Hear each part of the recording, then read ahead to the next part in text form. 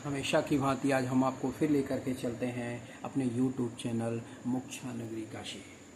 तो आज हम जिस टॉपिक के ऊपर चर्चा करने जा रहे हैं वो हमारे टॉपिक का नाम है, हमारे टॉपिक का संदर्भ है काशी की उत्पत्ति और मणिकर्णिका का महात्म। जब हम काशी की उत्पत्ति और मणिकर्णिका के महत्व के बारे में चर्चा करते हैं, जब हम काशी की उत्पत्ति और मणिकर्णिका के महात्म के बारे में चर्चा करते हैं तो उसमें एक दूसरा सा वर्ड है, दूसरा सा टॉपिक है जो काशी का महत्व और मणिकर्णिका के महात्म का ही टॉपिक है। उसका नाम है हरिकेश यक्ष को दंडपाणी पद की प्राप्ति और दंड पांड्य अष्टक स्तोत्र के बारे में हम आप लोगों को बताने जा रहे हैं।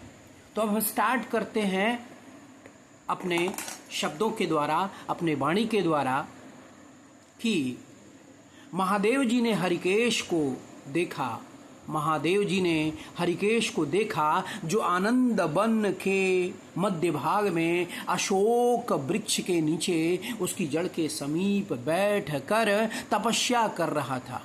उसका शरीर तनिक भी हिलता डुलता नहीं था, उसका शरीर तनिक में हिलता डुलता नहीं था। वह ऐसा जान पड़ता था मानो सूखी नस से बंधा हुआ कोई, मानो सूखी नस से बंधा हुआ कोई हड्डियों का ढेर हो। उसे इस रूप में देखकर पार्वती देवी ने महादेव जी से निवेदन किया कि नाथ, यह आपका तपस्वी भक्त है और इसे वरदान देकर प्रसन्न कीजिए। इसका चित्त एकमात्र आप में ही लगा हुआ है, इसका जीवन भी आपके अधीन है। यह आपकी ही प्रसन्नता के लिए सब कर्म करता है और आप ही की शरण में रहता है। कठोर तपस्या से इसका सारा अंग सूख गया है।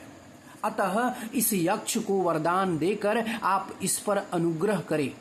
तब भगवान शिव ने दयाद्रचित्त होकर समाधि में आंख बंद करके बैठे हुए हरिकेश का अपने हाथ से स्पर्श किया। स्पर्श पाकर यक्ष ने आंखें खोल दी और भगवान त्रिलोचन को सामने देखकर हर्ष गदगद वाणी में कहा, ईश आपकी जय हो। शंभो गिरिजापते शंकर त्रिशूल पाणे चंद्र आर्धशेखर कृपालो। आपके कर कमलों का स्पर्श पाकर मेरा यह शरीर अमृत स्वरूप हो गया। भगवान महेश्वर ने उस भक्त की कही हुई यह कोमल वाणी सुनकर प्रसन्नता पूर्वक उसे अनेकानेक वरदान दिए और इस प्रकार कहा, यक्ष अब तुम मेरे इस प्रिय क्षेत्र काशी धाम के दंडनायक हो।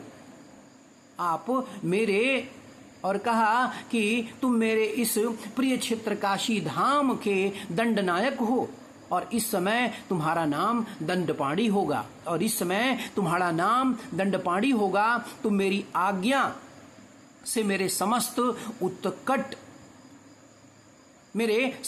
उत्कट गणों का शासन करो। और ये दो संभ्रम और उद्भ्रम नाम वाले गण सदा तुम्हारे अनुगामी होकर रहेंगे।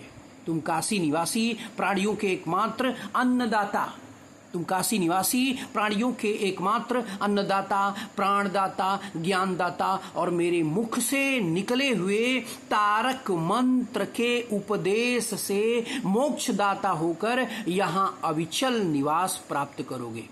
पापी मनुष्यों को नाना प्रकार के विघ्न समूह से पीड़ा देकर उनके मन में उद्वेग पैदा करके उन्हें काशीपुरी से बाहर निकाल दोगे और भक्तजनों को दूर से भी क्षण भर में यहाँ ले आकर उन्हें उत्तम मोक्ष दिलाने वाले होगे। यक्षराज, यह उत्तम क्षेत्र आज से तुम्हारे अधीन कर दिया गया है। अब यहाँ तुम्हारी आराधना किए बिना कौन पुरुष मोक्ष, तुम्हारी आराधना किए बिना कौन पुरुष मोक्ष का भागी हो सकता है। मेरा भक्त यहाँ आकर पहले तुम्हारी पूजा करेगा, तब मेरी करेगा। जो ज्ञानोद तीर्थ में स्नान तर्पण आदि करके तुझ दंडपाणी गणेश का पूजन करेगा, वही यहाँ पुण्यवान होकर लोक में मेरी असीम दया से कृतार्थता का अनुभव करेगा। दंड पांडे, तुम यहाँ दक्षिण दिशा में मेरे नेत्रों के समक्ष निवास करो और पापी मनुष्यों को दंड तथा अपने भक्तों को अभय दान देते रहो। तो आज के लिए सिर्फ बस इतना ही। अब हम आपको मिलते हैं अपने नेक्स्ट यूट्यूब वीडियो में। जय हिंद, जय भारत, जय भगवान बुद्ध की, जय काशी के 33 कोटि देवताओं की जय हो। हर हर महादेव, हर हर महादेव, जय श्री राम, जय श्री राम।